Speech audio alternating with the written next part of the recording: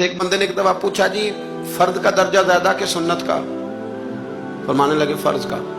تو کہنے لگے پھر سیدھا منہ دھویا کریں.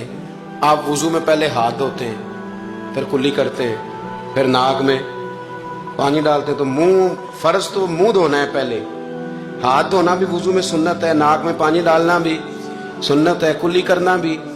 تو آپ نے تو پہلے 3 سنتیں ادا کی پھر وضو. فرمانے لگے ٹھیک تم نے کہا ہے، پر تم پتہ نہیں نا تمہیں کہ یہ میرے رسول اللہ کی سنت کی برکت کتنی ہے.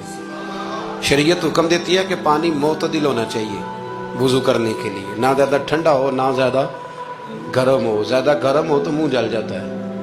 اور شریعت حکم دیتی ہے کہ پانی بد ذائقہ نہیں ہونا چاہیے، اور حکم دیتی ہے کہ بدبو والا نہیں ہونا چاہیے. فرمایا اس لیے ہمارے نبی نے پہلے ہمیں 3 سنتیں دیں کہ ٹوٹی کے نیچے نا ہاتھ کر کے دیکھ لو پانی زیادہ گرم تو نہیں، اور کہیں منہ نہ جلا لینا.